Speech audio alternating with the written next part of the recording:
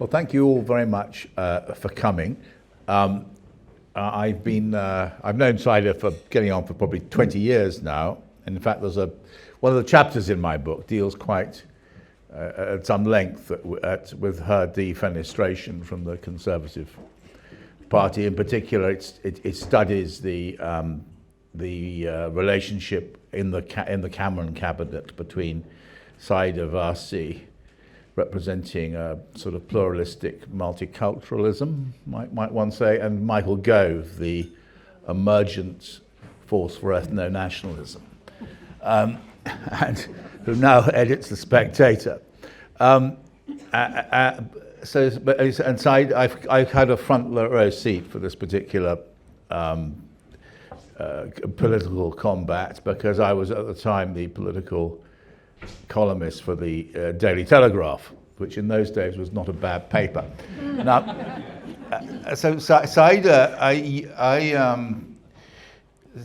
in 2006-07, when David Cameron took over the Conservative Party as leader, you were a sort of poster girl, were you not, for Cameron conservatism? Well, how did that come about, and what went wrong? Well, good evening, ladies and gentlemen. I mean, where do you even start with a question like that? Going back to those early days, I was in my early 30s. I was a lawyer, and I had just fought the seat of Dewsbury, which was my hometown. It's where I was born and raised. And it felt like there was a new optimistic way in which conservatism could be done. And I was part of the team, which became part of David's selection team, which eventually resulted in him being elected as the leader of the party, and then the rest of it is on public record. And interestingly, it's tonight Chatham House. It's on live TV. No, it's not on live TV, but it's being filmed. I think you might it's being filmed, right? Yeah. Okay, so I assume it's all on record. Oh well, that's the end of the answer then. We're all friends, though. Yeah. How many times have I heard that from a Telegraph journalist, ex-Telegraph journalist? I think, interestingly, only this week I was having a long moan to David Cameron, and I said to him, how have we got to a stage where you go back 20 years, and I was in a party where I felt confident enough, when I was appointed the first Muslim to serve in the British cabinet, to walk down Downing Street in a pink shalwar kameez to my first cabinet meeting. And I felt like all the aspects of my identity had arrived. Now, I don't know how many of you are familiar with people from ethnic minority backgrounds, but those of us who were born and raised in the 60s and 70s and even 80s, there were two versions of us. There was the home version of us, and then there was the school work version of us. And over time, as we went through the 80s and 90s, there was a coming of age, and there came a moment when you felt that all those different aspects of your identity could come together. And for me, it was 2010 when I walked down Downing Street as a working class girl from Yorkshire, about to take my seat at the cabinet table in a pink shalwar kameez. And I said to David, how have we gone from that to this week, where we're now in the month of Ramadan, and in my living memory, I have never known the leader of the Conservative Party decide not to say Ramadan Mubarak, and not to allow the party to say Ramadan Mubarak. I mean, it's such a kind of, it's like saying Merry Christmas, it's like Happy Hanukkah, whatever you want to say. But the fact that this is the moment that we've reached. And I think in some ways what we were reminiscing about was that the country has moved from being possibly economically, or the party has moved from being economically right and socially liberal to being probably kind of economically left and socially right.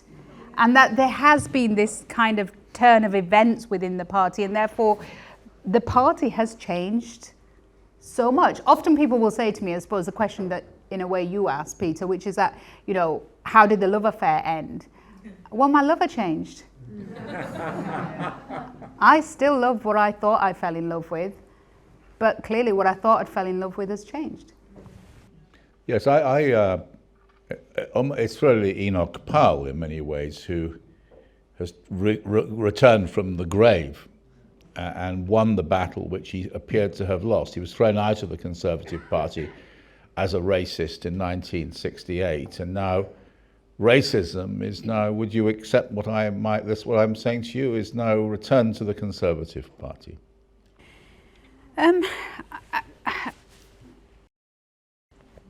We have to, I'm going to be careful about what I say, right? Because as you said, we're now on live TV. But there's a concern that I have, and a worrying concern that I have, and I addressed it actually in the Hennessy lecture that I gave last month, where I did not think that in 2023, 2024, 2025, I would be battling against colleagues in my own party. I certainly didn't think I would be battling against other people of colour in my party, and I certainly didn't think I would be battling against another woman of colour in my own party, right? That's not what I could have written about if you'd taken me back to my kind of teenage years when I was a racial justice campaigner. In many ways, I kind of felt we'd worked through some of this, and so for me, it's been incredibly difficult dealing with people like, for example, Suella Braverman, when she was Home Secretary, because the woman in me instinctively thinks the sisterhood matters more than anything else, and that most women have had to work incredibly hard to get to where they've got to, and therefore the last thing they want is another woman. And certainly women of colour have had to work incredibly hard to get to where they've got to, so you don't need another woman of colour coming along to have the battle with. And so everything instinctively inside me as a woman kind of prevented me from going down this route. But the reality is, and I talk about this in my Hennessy lecture in a lot more detail, and it's now online, it's if you've got an hour of your time, there has over time developed a particular politician of colour for whom punching down and pandering to racism is career enhancing. And that's deeply disturbing, because in some ways that is going right back to not being a true authentic version of yourself. It takes away everything from the moment I walk down Downing Street in a pink shalwar kameez. It's going back to playing a game which is not of your making, playing to an agenda which is not of your, it doesn't make sense. And I go through a little bit of history where in the US during the Black Civil Rights Movement, we had different people who dealt with politics in a very different way. During the British Raj, where my family originate from, we had different politicians of colour dealing with this kind of issue in a very different way. And for me, it's really disturbing that we're back in a phase where I don't want to be accepted as a woman in politics, and I don't want to thrive as a woman in politics because I choose to make disparaging comments about other women. And I don't want to survive and thrive in politics as a person of colour because what allows my career to thrive is by making disparaging comments about other people of colour. Because I'm not then a maker of policy, I'm an instrument of policy. And it's quite sad really to end up in politics where I think what feels like you become instruments of policy rather than policymakers. It's very. Can I offer an analogy in the media?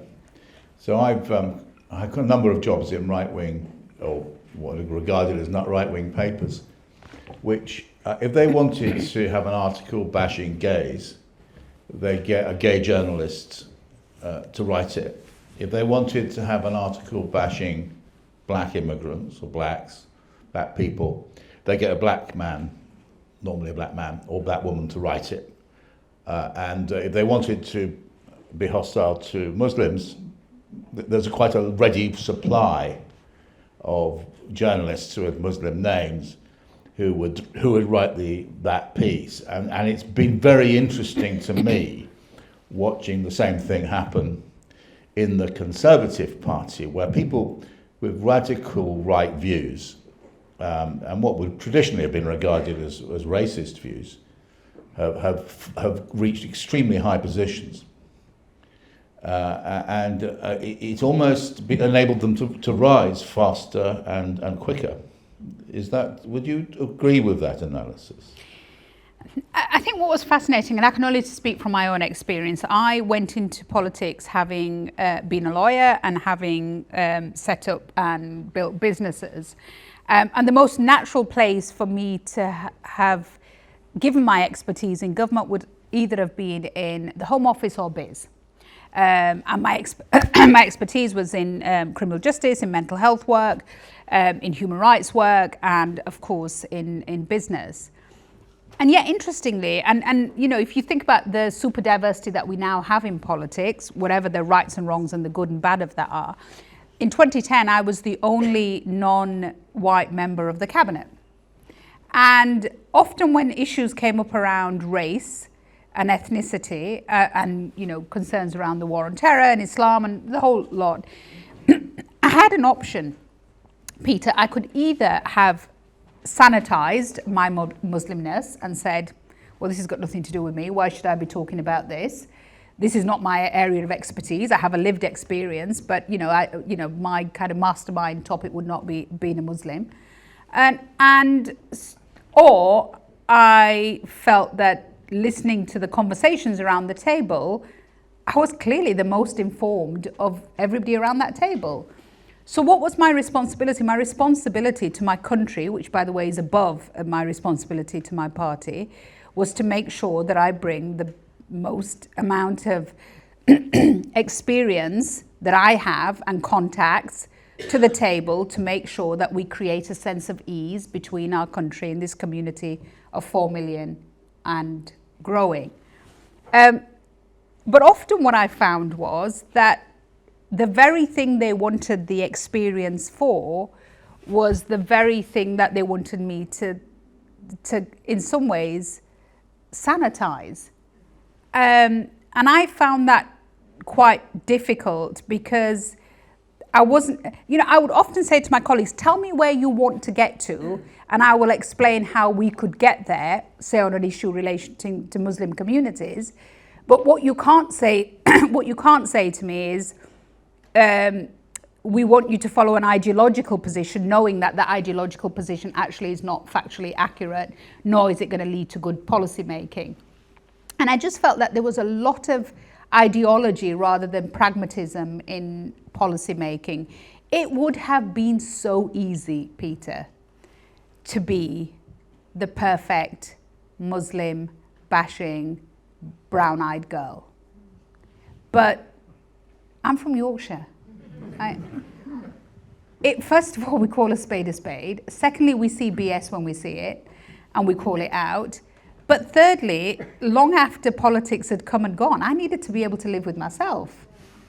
And there is no job in this world for which you sell out values and principles and ethics, because I'm sure when we're all on our deathbed, we'd much rather know that we did the right things for the right reasons rather than the wrong things to enhance our careers. By the way, Sayeeda writes very well about this really difficult conflict in her book, which I do recommend. I've read it very carefully twice, she does look at. I won't give away the secrets that some of her colleagues who made the opposite decision. A number of and if you conformed to a certain template which was required by the high command, one might say, of the Conservative Party, you did advance very fast. You talk very interestingly in your book about the devices and the mechanisms used basically to shut you up and get rid of you. Talk a little bit about that, the problems you had, maybe giving some examples which you use in the book. I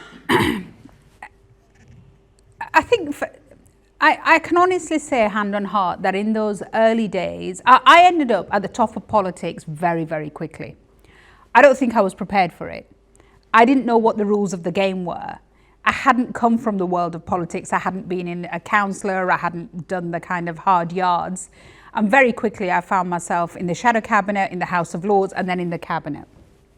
And I think not knowing the rules was really helpful, because when you don't know what the rules are, and what the rules of the game are, and how you should be behaving, you don't know when you're breaking them. And so I broke a lot of rules early on, Peter.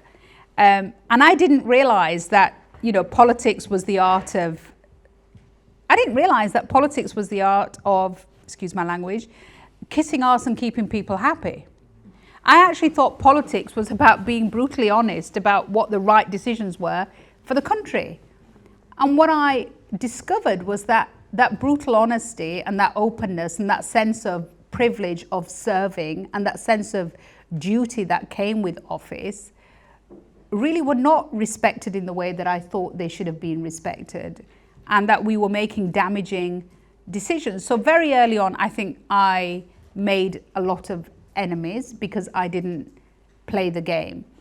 What I also found was that I was constantly being held to a standard higher than other people were.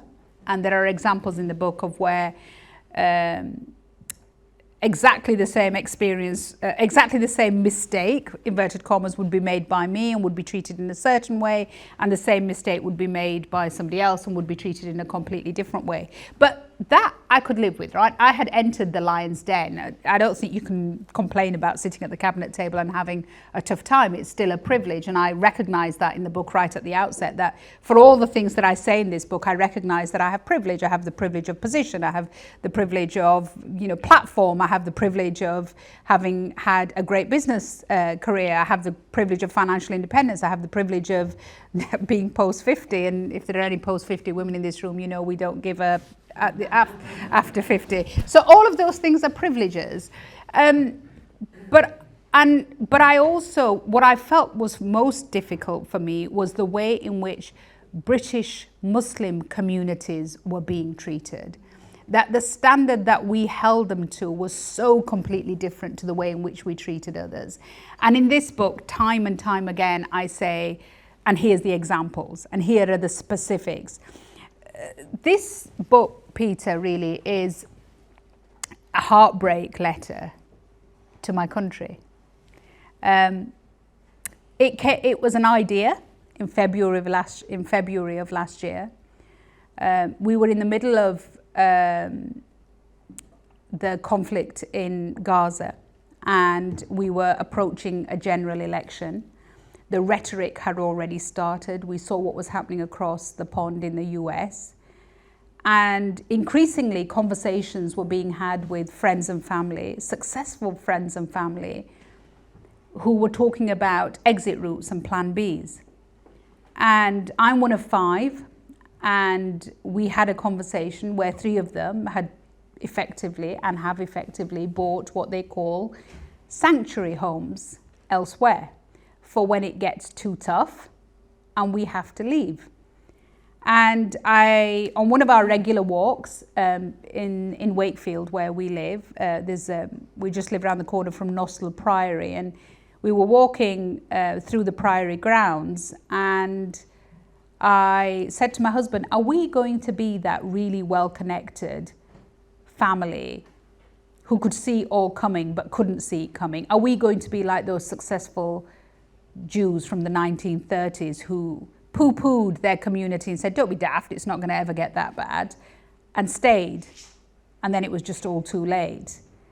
And are we the ones that haven't got it right when these sisters and friends and everybody else are going out and buying these sanctuary homes? And my husband said to me, a little bit about my history. Both my grandfathers, my paternal and maternal grandfather, served in the British Indian Army.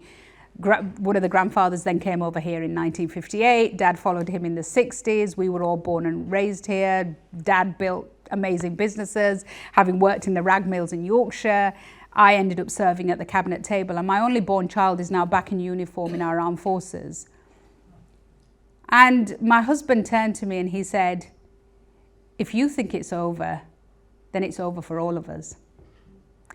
And it was at that moment that I thought, if I do nothing else at this moment, but document how I feel and what is going on and the sense of heartbreak, then that's what I must do. And 12 weeks later, this was born.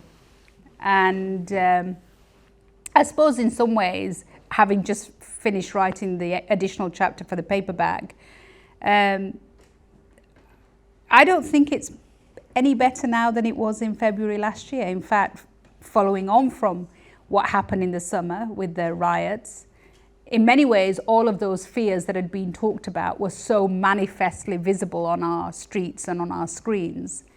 And if we look at what subsequently happened in the US, and some of the language and rhetoric that we've seen from politicians in this country, I suppose we're in a dilemma, Peter. We're in this moment where every part of your head and your instinct is saying, buy that sanctuary home, make that plan B, make sure you have an exit route. And yet every part of my being says that 70 years on, 5 generations later, this is not how it can end. So you're talking here, there have been a number which doesn't get reported much in the media, British media, of Muslims who've been murdered in the street. We had the riots, which were race riots basically, were they not, against Muslims, the Southport riots and around. We've got this new language which is prevalent in the press now. The mainstream press talks a very demotic, bigoted language about Muslims. That makes you uncomfortable, doesn't it, I take it? I think it makes me fearful. The example I always give, I don't know how many of you know Harrogate well, but Harrogate is a really beautiful part of Yorkshire. It's a very posh part of Yorkshire.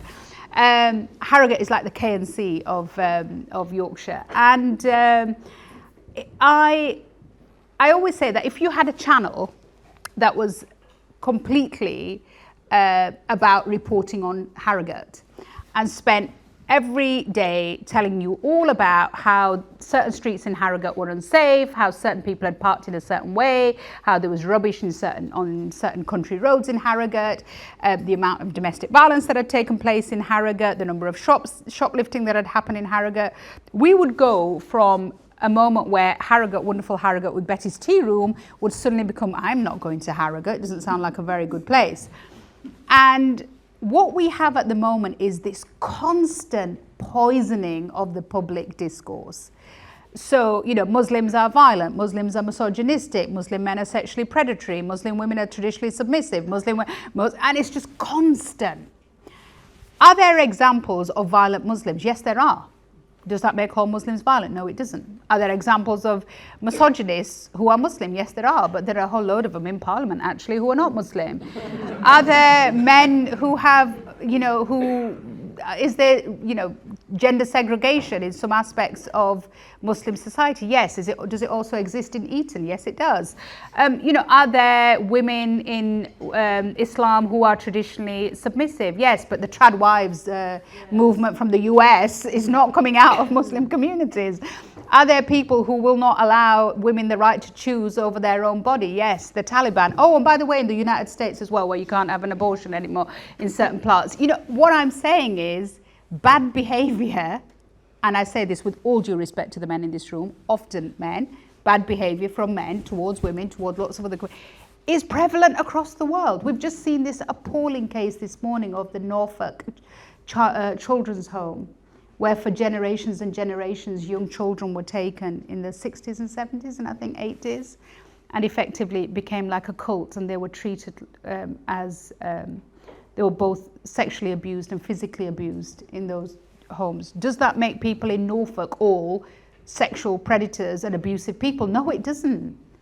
And this is my issue, that what we're doing at the moment is we're stereotyping, stigmatizing, demonizing this community.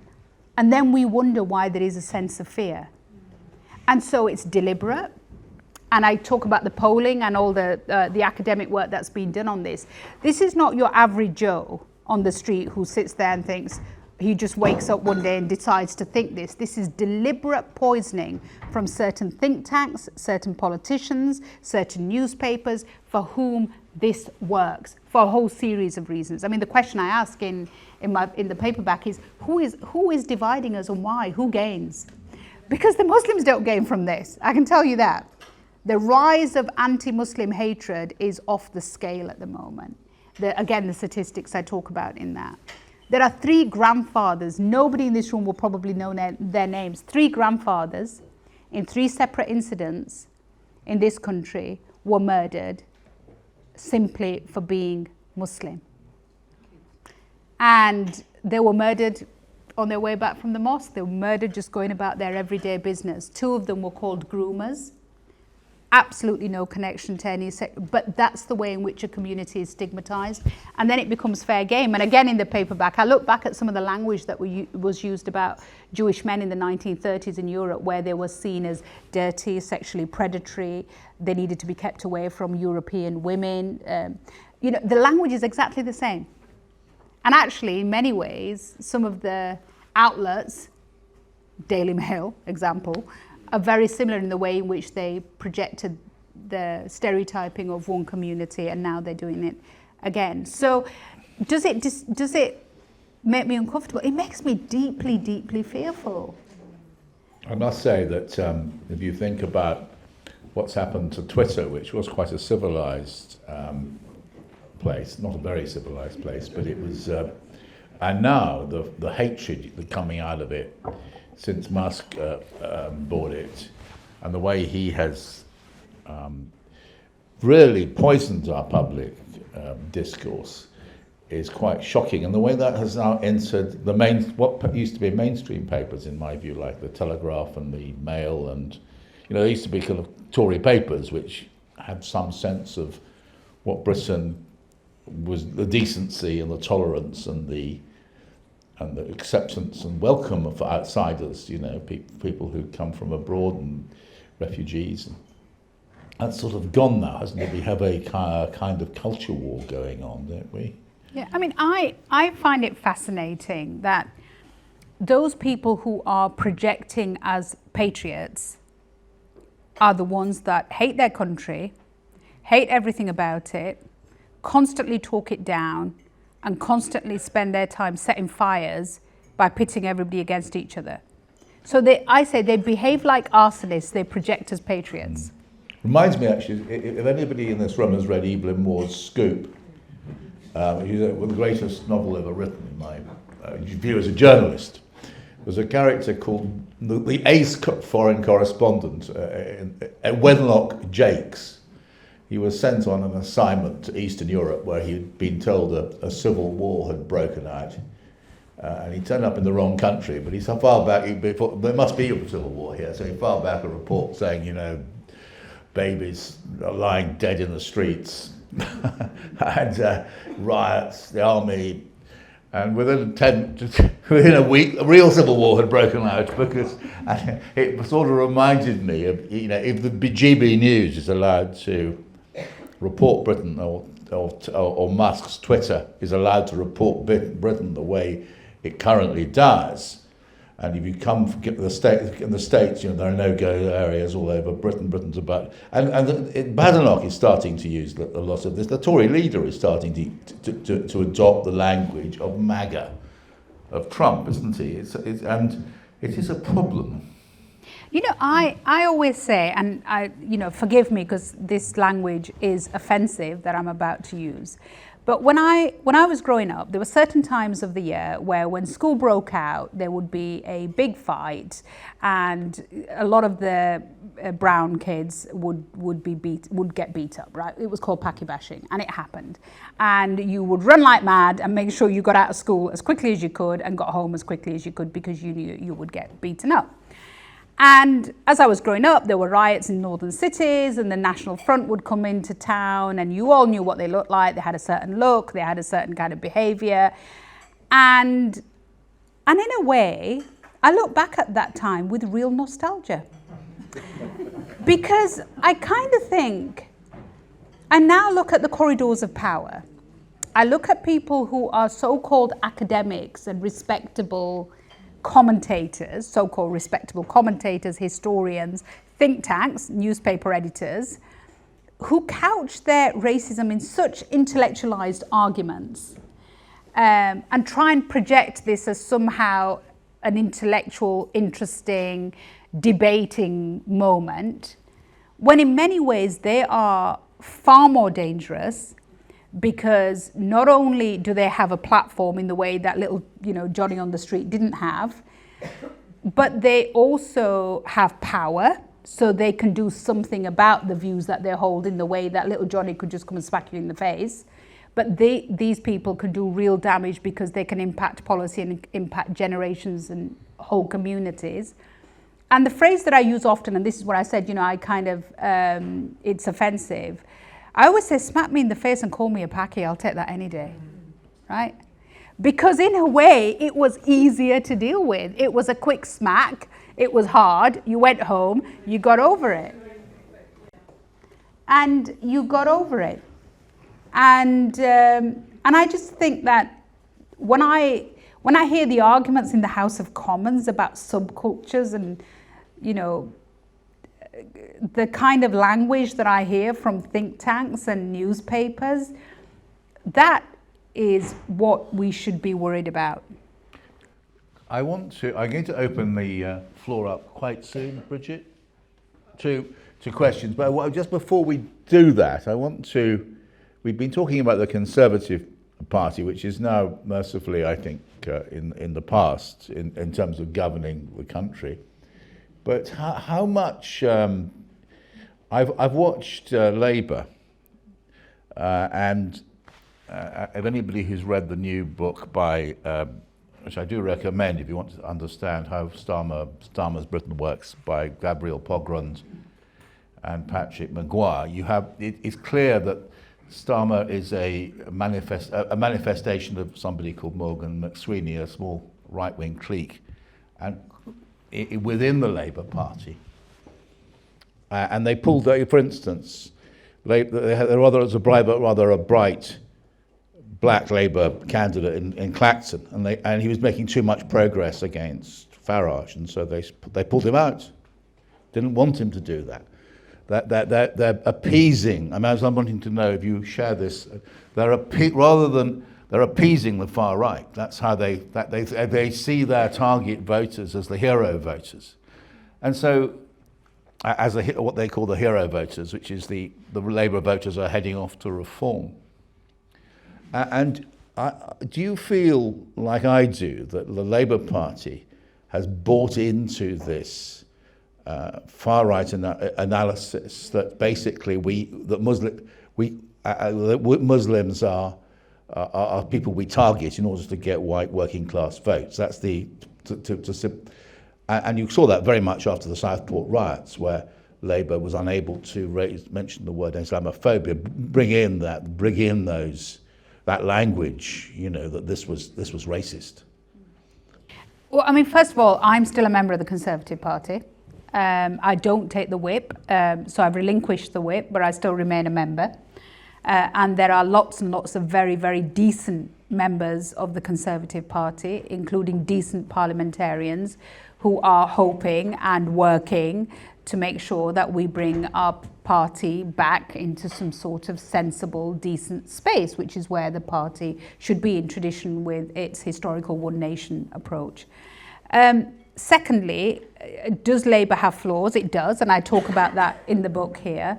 But I suppose, Peter, what I'm dealing with is having seen how bad things got under the last Conservative government, when it came to British Muslims, where we had a policy of disengagement, a complete kind of decimation of any sort of connection, any understanding, complete disregard for anything electorally, appalling policy making around the community. Is Labour perfect? Far from it. But is it better than what we had? Yes, of course it is, when it comes to these issues. But isn't it profoundly upsetting that a supposedly progressive party comes into government and is happy basically to use conservative language and conservative the policies of the old racist conservative government, which did such harm. I think that the relationship between politics and British Muslims first started being damaged by the Blair government. So it was long before the Conservative government that this first started. If you look at some of the language that was used around the war on terror, the Abu Hamza Amendment. I mean, so many of you will remember. Fascinating. Yeah, so you may remember a guy with a hook on his hand who used to hang out in East London called Abu Hamza. And he kind of became the kind of favourite extremist of the Daily Mail. By the way, most people in the Muslim community thought he worked for MI6, right? And avoided him like the plague. But anyway, he became this kind of beacon of Muslim extremism, and they were desperate under the Blair government to get rid of him, and they tried various things to try and get rid of him, and various legislation didn't allow them to do that. And in the end, because there is an international law means that you can't make somebody stateless, they brought forward an amendment which basically meant that if there was a probability of somebody having another citizenship, even if they did not have that citizenship, had no intention of ever taking up that citizenship, and there was no guarantee that if they applied for that citizenship they would be given it, you could still pretend that other country would give them citizenship, and therefore you could get rid of that person and you wouldn't be accused of making them stateless. So effectively it was a fight to the bottom to see which country would then be left carrying the baby, literally. And that amendment, again under the Blair years, is the single piece of legislation that at a stroke made millions and millions and millions of people in this country second-class citizens. It's what led to the Shamima Begum case. I mean, whether you think she's a sinner or a saint, she's our sinner or our saint. She was 15 years old. She went out. She had never lived anywhere else. She had never thought about taking up Bangladeshi citizenship. When it became apparent that she would be stripped of her citizenship, Bangladesh made it clear that her option to exercise her right to apply for citizenship, which by the way would have expired, I think, a few months after she was stripped, because it only lasted up to the age of 21, that even if she'd exercised that option would not have been granted, and that Bangladesh would not have given her citizenship. But just on this, fantasy version of what she might have been able to apply for, we stripped her of her citizenship. The reality of that decision, and I'll make it personal, is this. My child, who, as I said, is now serving in our armed forces, who is now 5th generation British. Some would say she's kind of 10th, 20th generation British, because before that we were all British in British India. But she's now in country 5th generation British. If she goes out and commits an offence, and it doesn't have to be a terror offence, by the way, it could be a financial offence, and Peter's child goes out and commits exactly the same offence, my child, 5 generations on, can be stripped of their citizenship. Because through a heritage issue, because of the great-great-great-grandfather's entitlement to a potential citizenship in South Asia, she could potentially, probably, be entitled to a citizenship somewhere in South Asia. That is enough. That makes her, and millions and millions and millions like her, second-class citizens. And when you end up with political parties who start talking about the mass deportation of Muslims, the mass stripping of citizenship from Muslims, we have the legislation in place to make that a reality. So that takes us, I'm going to throw it open, but that takes us, doesn't it, to Trump's America. It's in exactly the same place, and how fast the world is changing. So Prevent was bought in 2004 under a Labour government. And in its initial iteration, I think it had good intentions. So Prevent is basically a part of what is known as our counterterrorism strategy. There are 4 P's to it. So it's protect, prepare, pursue, and prevent. And the different aspects, our intelligence services, the police force, the community section of it, all these different parts, all our kind of frontline services are involved in this counterterrorism strategy. And the prevent part of it was always supposed to be the part which basically was a community-led initiative, which was a battle of ideas. And it should have been the kind of place where if you felt like your kid was spending too much time on certain websites and was coming out with some unusual ideas, you could go to bodies of the state who would be able to support you in the process of making sure that your child did not go down this route of being radicalized. So what should have been a community-led initiative eventually, over time and its various iterations, became something which securitized the community. And so even when I was in government, I spent a lot of time arguing about how Prevent was wrong, how it wasn't framed properly. And it was interestingly, I managed to, with Nick Clegg, hold back its making it a statutory duty. And it was only after I resigned from cabinet, months and months later after that, that it became a statutory duty. And that, I think, has been the most damaging part of it, where now Prevent is embedded in our schools, embedded in our universities, embedded in our hospitals. So effectively, everybody is looking out for, extremists. Effectively, we say extremists, but everybody's looking out for dodgy Muslims. And the way in which Prevent has been used is shocking. Let me give you an example. One of the ones that, there's a few examples I've given here, but one of the examples was in a school, I think in Lancashire, the dinner ladies didn't get on with each other, not new. And one of the dinner ladies in there was a Muslim dinner lady. And she asked the other dinner ladies, as you would in a kitchen, and anybody who's done their food hygiene certificate will know this, not to mix the spoons which serve halal and non-halal, just like you wouldn't mix the spoons that serve meat and vegetables. And they said that they reported her to Prevent because they thought she had extremist views. Off the back of that, she was sacked. It then led to an industrial tribunal. She won the tribunal, but it mentally messed her up so much that she ended up leaving the job, and it had huge ramifications for her in her life. The way in which Prevent has been weaponized against Muslim communities has been shocking. Now, I come back to this question, Bridget. Are there people in this country, are there people who are Muslim who have engaged in violence? Yes, there are. Are there people in every religion that have engaged in violence? Yes, there are.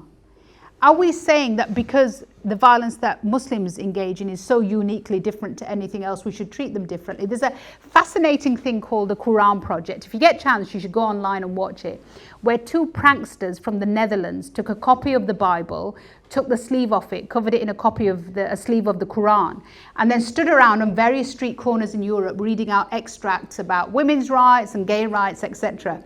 And you had all these people standing in like Paris and Berlin and saying things like, well, this is why this religion is so uniquely violent and has no place in our society and is alien to Europe.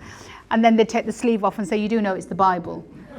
So I just think that if you take any religious, bad people will always use religion to do bad things, right?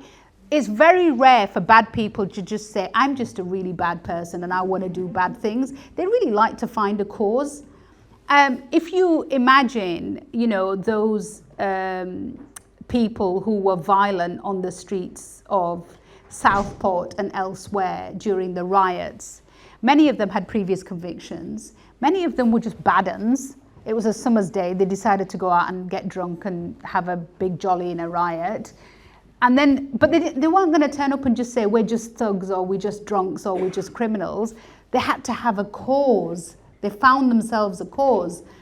And I think that we often ascribe too much attention to what we think is the cause, and not enough attention to what are effectively individual bad people. There's another example that I give in here where you might remember a case, we ended up with a prosecution, a really successful prosecution of 2 young men from Birmingham who were going off to join ISIS.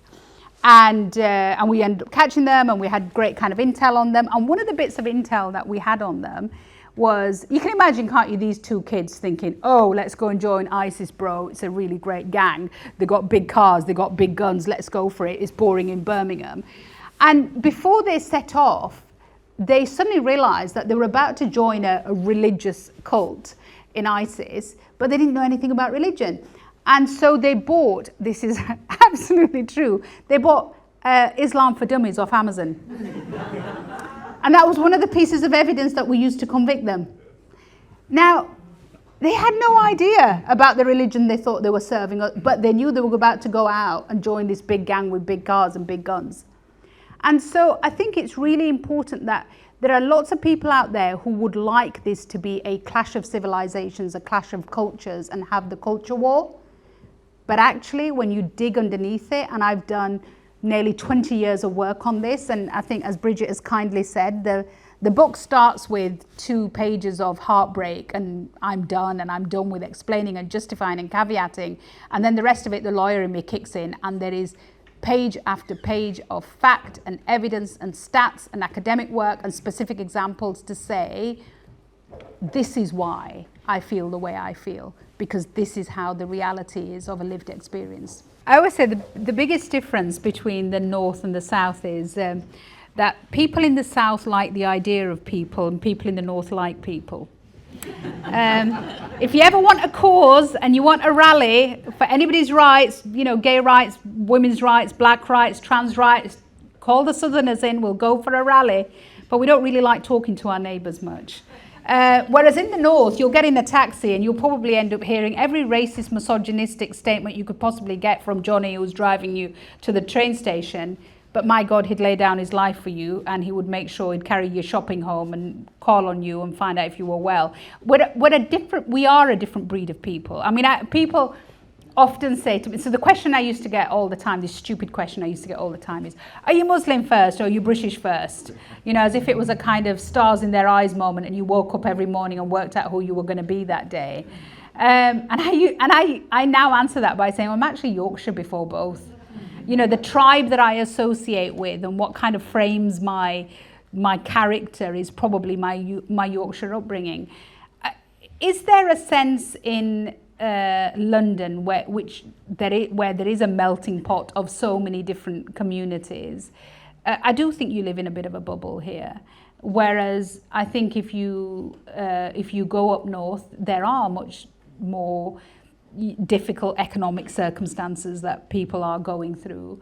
But I also think that sense of community that exists, when the floods, there's these great moments where there were floods up in the northeast, and it was a village in the northeast where I don't think they had any minority communities. And then these big lads with huge beards turned up from the mosque from the town next door and helped them put the sandbags in. The level of inter-community working and real inter-community working at the hard end, at the cold face where all families are facing difficult circumstances, is real. I genuinely believe, sir, that I do not feel this is bottom up. I genuinely believe if the poison tap of the everyday media and political discourse was to be turned off tomorrow, a year from now would be a different country. It is deliberate. And that's what concerns me. Why are we doing this? Who gains? Because it isn't little Johnny who's rioting about it. And it isn't little Ali who probably lives next door to him and has got the same set of circumstances and are both trying to make a living. Who gains from all of this? And I think it's the question that we should ask all the time. Why are you running this headline? What is the motivation behind it? Why did you put that think tank report out? Why did that politician make that statement? I constantly get into trouble because my party says that I'm not deferential enough to my leadership because I keep calling them out for being racist. And I said that how have we got to a point where to be racist is okay, but to call it out is unacceptable? What do you want me to do? You want me to allow you to damage your party and damage the country, and you want me to stand by and not do anything about it? So I honestly believe that it isn't a north-south thing. It isn't even an economic thing in the end. It is because we are being taught on a daily basis to hate Muslims. I'll give you an example, the grooming scandal, right? The grooming scandal. All Muslim men are sexually predatory because some Muslim men were involved in paedophilia and the sexual abuse of kids in certain towns. Okay, so we go back and we push it back to statistics. Is paedophilia real? Yes. Does it exist in the United Kingdom? Yes. Has it existed since time immemorial in the United Kingdom? Yes. Did it exist before brown people came here? Yes, it did. So you go back through history. Who is most likely to abuse you? Sadly, your family. A father, most often, overwhelmingly men, most often a father, an uncle, a brother, a wider member of your family friendship circle. Children's homes, sports clubs, churches, everywhere around you. You are likely, wherever power finds itself up against vulnerability, children get abused. If we look at the facts now, who is in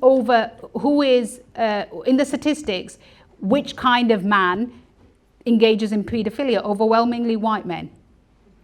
In some cases, in some kind of gang culture, other communities are represented, but overwhelmingly, if you look overall, the Muslim community are not overrepresented. There are not more, percentage-wise, there are no more Muslim paedophiles than there are of any other community. However, if you were to believe what you see in the media, you'd think that the only people who go out and commit child abuse are Muslim men. But then we go further. We have the intellectualized argument.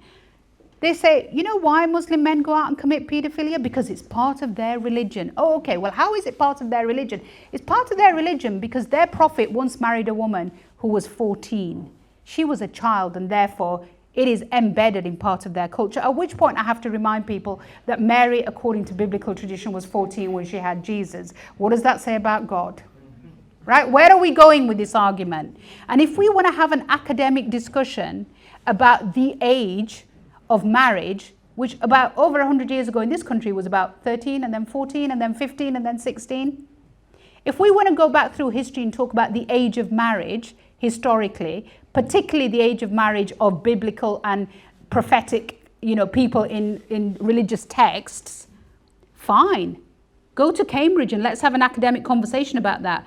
But let's not make this a GB News headline because somebody's developed an intellectualized argument for justifying why they can label all Muslim men as paedophiles. The political manifestation of a religion, whether that's the Christian right, whether that's Zionism, whether that's Islamism, they are all dangerous because religion is a spiritual phenomena. I always say, my faith is about me, it's not about you. It's a rule book for me, not a lecture series for you. It's a ruler I have chosen to measure myself against. It's not a stick with which to beat you. But when religion is politicized and the end result has got nothing to do with the faith, it's all about pursuing a political ideology, like the Christian right do, like Hindutva ideology in India, like Zionism, like Islamism, then it starts to become dangerous. And the most extreme elements of those are where we see the worst form of violence. And we've seen it across the world. Is this a Christian country? Yes, of course it is. We have an established church. We have bishops who sit in the House of Lords. Are much of what we do based upon Christian values? Yes, there are. In fact, back in 2012-13, I had the privilege of speaking at the Ecclesiastical Academy at the Vatican. And I said that Europe needs to be sure of its Christian heritage. And my Islam, the Islam that I was brought up on, has always been that I can't be Muslim unless I'm Christian and Jewish first. We've always been brought up to believe that it's just, the latest version of the same faith. And so for me, Britain being rooted in its Christian heritage and its Christian values is a good thing. The example that I've always given is that my Islam is like a river. it takes the colour of the bed over which it flows. It always has, it always will, and it will always reflect the tradition and the culture of the place it finds itself in. And what a wonderful place that it finds itself in, a country with Christian values and heritage, which are effectively rooted in the same religion that I practice. So I don't think there is anything wrong with talking about Christian tradition and Christian values. What I do think that there is wrong, and this is the Christian right in the US, is where you change that into a political ideology. And what we cannot have in this country, or when we talk about these issues, is we can't say Islamism bad, Zionism good. We can't say Zionism good, Christian right bad. We can't say Christian right bad, good, but Islamism bad. We've just got to say the political manifestation of these religions are wrong. And they are very different to religion. Religion is a spiritual belief system. These political ideologies are used by men to pursue, often men again, to pursue their political ends. So it's not always been so. They've always been incredibly well-informed members of the Conservative Party. In fact, a huge expertise on the Arab world, historically. Who understood the world as it was. But I think that there has been, and there's no secret about this, Netanyahu talks about it quite openly, there has been over time work done in individual political parties to make them more sympathetic to the Israeli position. And unfortunately, it's become something which is widespread, both in the Republicans and in the Conservative Party and in other movements, right movements around the world. I mean, what's really disturbing, though, and I talk about this in the final chapter that I've just finished writing, the last 18 months has created some really dangerous bedfellows. When the Israeli government and Netanyahu finds himself in bed with far-right extremists across the world, including, openly kind of fascist parties in Europe. Geert Wilders. AFD, all sorts of kind of interesting bedfellows, deeply anti-Semitic, actually openly anti-Semitic. But yet Netanyahu finds himself in that same space. This is what I mean by, this is not about religion. This is actually political. And if you are right wing, there's some interesting things again that I put in the stats, where if you look at the most Islamophobic rhetoric, it comes out of India, Israel, and the US, and now the UK is close behind that. But there is an unholy alliance between Netanyahu, Trump, and Modi. And far-right movements, and all of these are in some way rooted in, they have at their roots some extremist ideologies. They find common ground. Now, it is difficult in the Conservative Party. For me, I know that resigning on the issue of Gaza in 2014, I knew that would be career-ending. To have the audacity to say that actually our policy, I've said this often actually, and Peter knows this, that our policy, by the way, the UK policy on Israel and Palestine is absolutely right. The UK policy of 2 states on 67 borders with Jerusalem as a shared capital, return of refugees, 2 viable states is absolutely right. The problem we have is that successive governments have simply not followed UK policy. And the question I keep asking my parliamentary colleagues is, why are we not following UK policy? Why are we not following UK interests?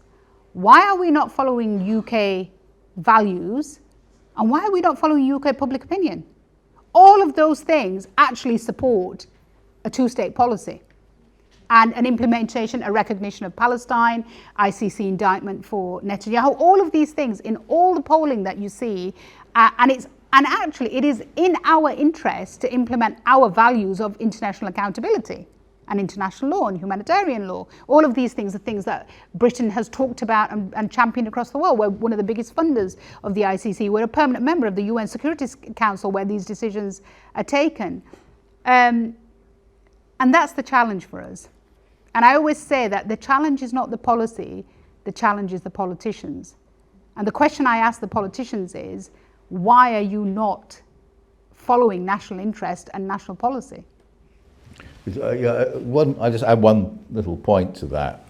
I mean, you're quite right that the problem is that the successive British governments have just not enforced what is actually British policy.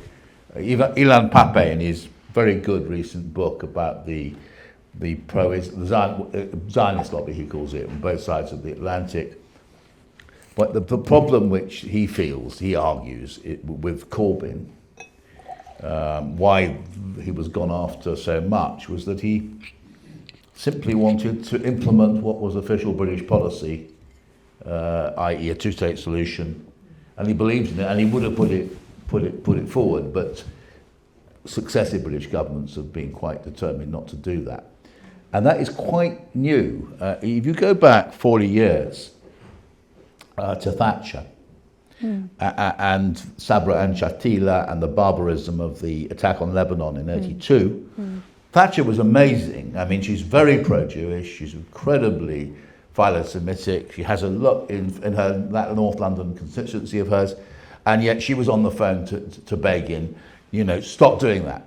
It's barbarism. She used incredibly strong language about what was going on in South Lebanon in 1982. And I think they suspended arms sales. Yep. I mean, they suspended arms, and there's something about the recent Conservative positions which they can't do that. They just don't feel, and they won't use the language which Thatcher did. And if you compare Thatcher to, say, that sort of apology for a politician, Sunak, it's very, very interesting, or Johnson, or. They basically did what Netanyahu wanted, and they still are doing it. Yes, sir, there was another question. Yes, sir.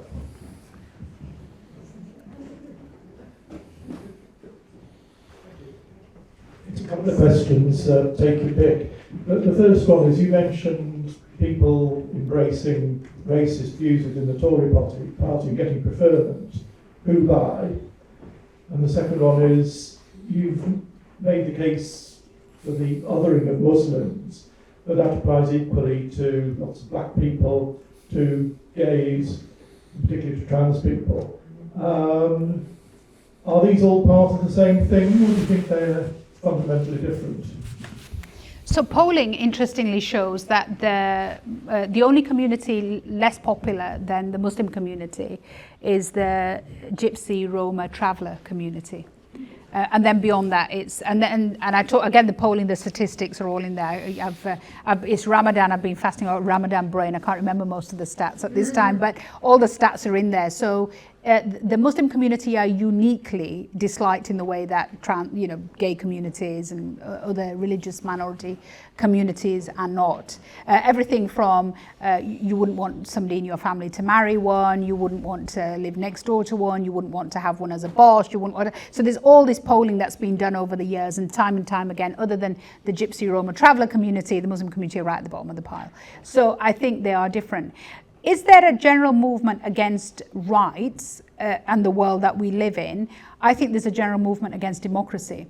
I talk about the Muslims are the canaries in the coal mine. What is the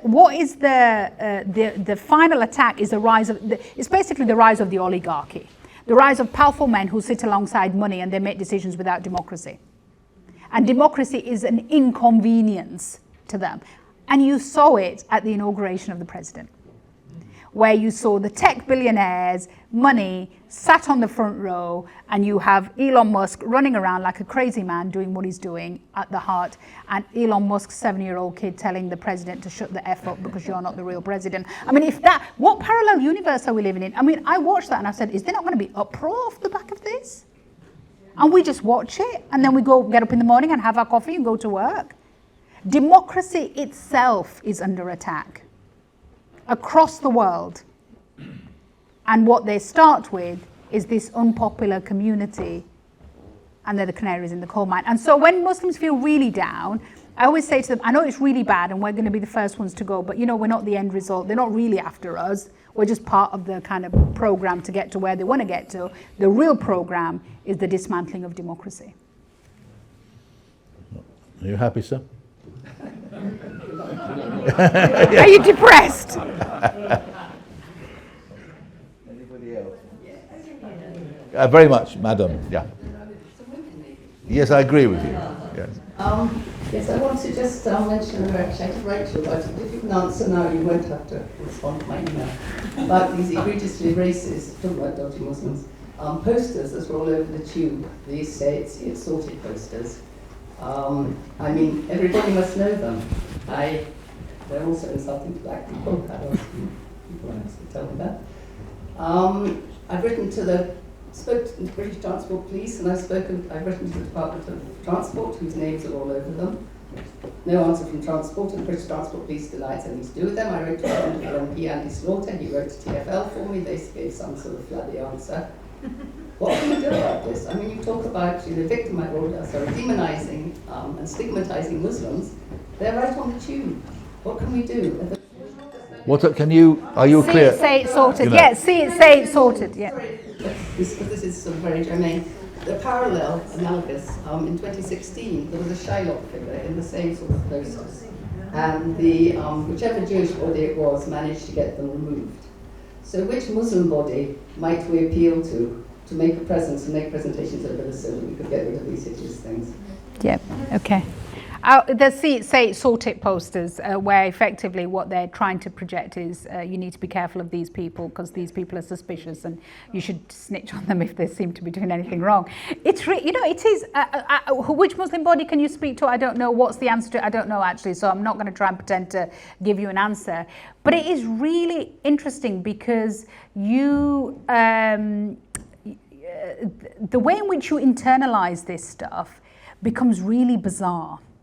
I don't internalize it in the same way because ultimately I kind of think, well, I have privilege, right? And when I present my passport, for example, at passport control, I talk to really successful British Muslims for whom passing through passport control still brings on the sweats. For no reason. They're just literally going on holiday. I remember the first time my husband met David Cameron, and David said to him, "Tell me a little bit about yourself, Iftikhar." And he said, "Well, I am a British-born Muslim of Pakistani heritage. My first name, like every other Muslim boy's name, is Mohammed." He says, "I'm an industrial chemist, so I dabble in the white stuff, and I travel regularly between the Southeast Asia, the Far East, and the US." He said, "But you, David, have nothing to worry about." And interestingly, he gets stopped every time we travel. I mean, we can't catch an internal flight in the US because we know we're going to miss an internal flight because he's going to get stopped at some point. And he also has to keep me sweet because I'm the one that has to come along and say he's my husband, and exercise my privilege and rescue him. But joking aside, the everyday experience of Muslims, I'll tell you what I do. I don't talk about this really. When I go on the tube, I always stand with my back against the wall. Too many Muslim women have been pushed over the years onto the tracks and have faced harassment. I'm not a visibly Muslim woman. I could be anybody. I could be any religion. But just because I know that happens, I always stand right up against the wall. It's just something I do naturally. The lived experience and the way in which I did an event recently, madam, at the Bank of England, and the governor of the Bank of England was actually the one that was interviewing me, and he said to me, quite provocatively, and I'm sure it was deliberately done, and he said to me, "Do you think that people kind of see you talking about this stuff all the time?" And I do talk about this stuff all the time. "Oh, there's Baroness Warsi going on about anti-Muslim racism and all this stuff again." And they just think, "God, this is her going on about it again." And I said to him, "Do you not think I wake up every morning and think, oh my God, there's Baroness Warsi going on about all this stuff again?" I said, "Don't you think it would be great to wake up one morning as a white man and not have to think about it?" It is wearing. This is not some sort of pastime. This eats at the very fabric of who you are as a person. And it makes you question every single decision that you make and how you're perceived. And so I think to some extent the answer to your question is we just get used to so much other stuff that a poster that probably stigmatizes us, we've just got used to thinking, oh, maybe they're talking about us, but I will go away and think about it. I think there was a question over here. This lady's been shaking her hand for ages.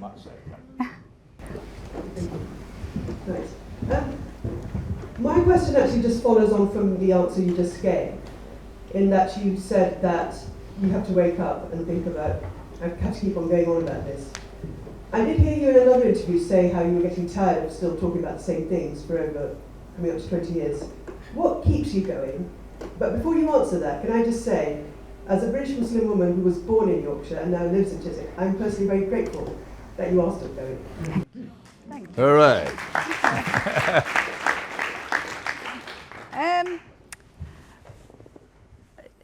I think the last 18 months has been really hard. There have been moments where, I was interviewed by, I think it was in the middle of a podcast with Prospect magazine, where I just broke down, and I just said, I'm tired of having to wake up every morning. What's going through my mind right now? What's going through my mind right now is here I am fighting for my rightful place in my country, and my kid's probably just about to get packed off to Ukraine to fight for him. Be prepared to die for it. But we're not good enough. We still don't belong, we still don't matter. And so every day you do stop and think about, why are you doing this? And we are privileged, and we could pack our bags and go off and find a nice little island somewhere and not have to worry about any of this, which so many of my social circle are doing.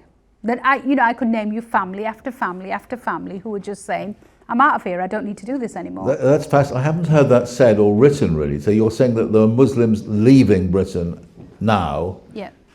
And there's a report actually that came out a couple of months ago by a think tank called Equi, which basically maps this. And it talks about how the most successful, financially and socially successful families are the ones that are leaving because they don't need this. They're just thinking, why do I need to, I can operate my business from anywhere, I actually don't need to live here, and I don't need to put up with this, and I don't need to subject my kids to this, and are encouraging their kids. So there is a big financial and brain drain going on. But what keeps me going, I'll tell you what keeps me going. I was born in a house with 1 bedroom and 1.5 rooms downstairs. And I spent most of my life, I'm one of 5, I spent most of my life sharing a bedroom with 3 other siblings, and 2 of us slept in one bed and 2 of us slept in the other bed.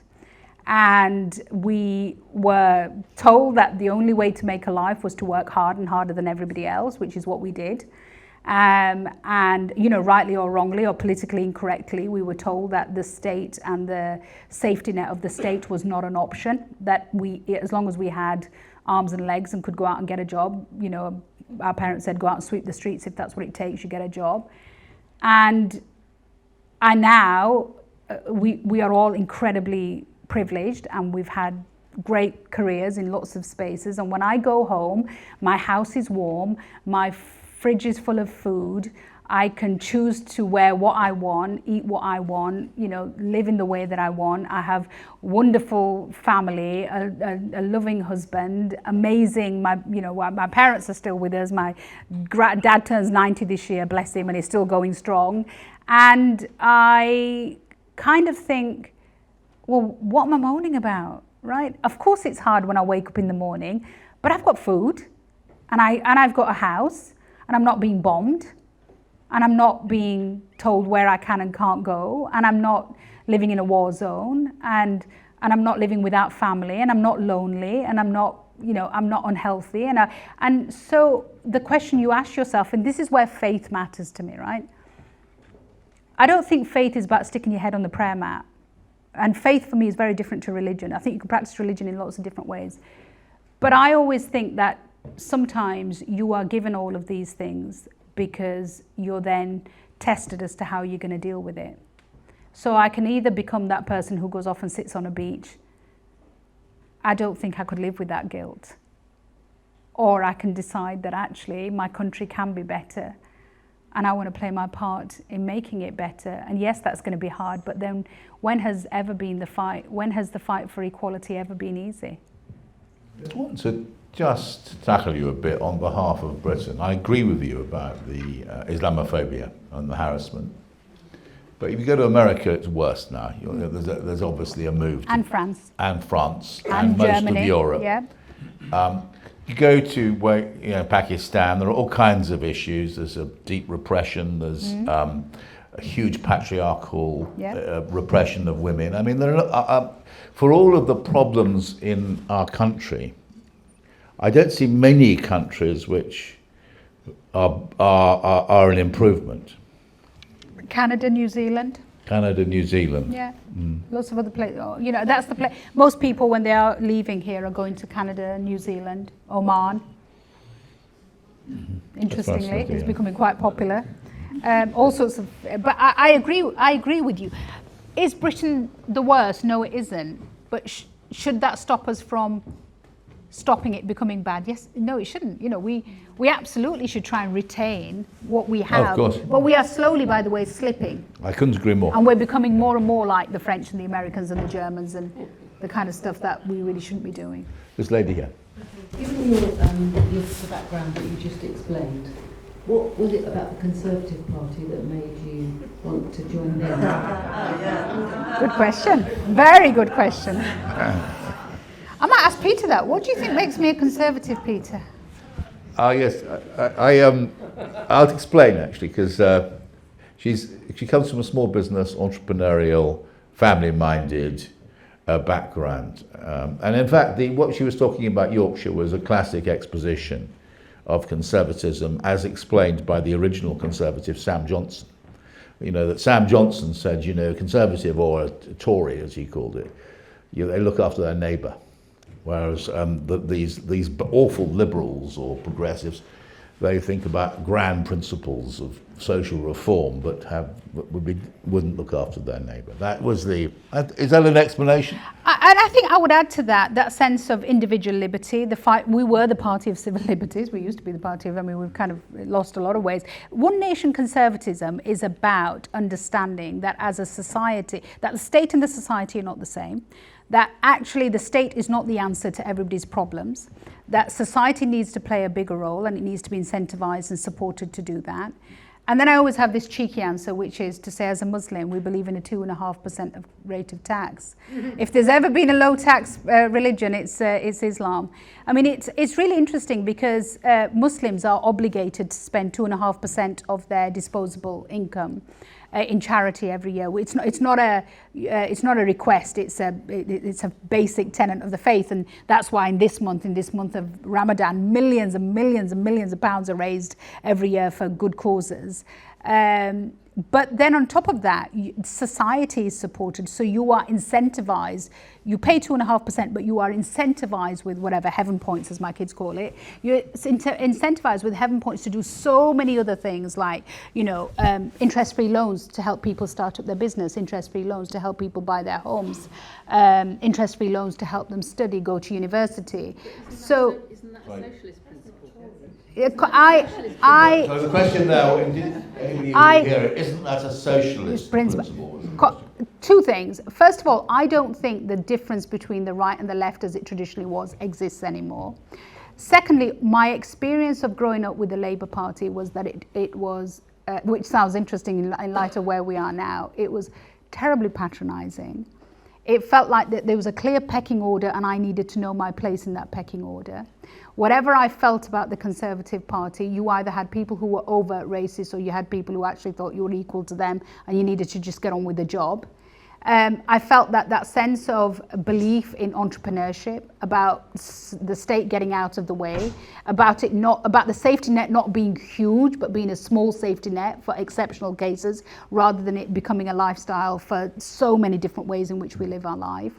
That people needed to take personal responsibility. It wasn't the job of teachers to kind of train and teach your kids and parent them. It was the job of parents. Personal responsibility on health, personal responsibility in so many different things, which I felt was very much... That's the end of the party political broadcasting.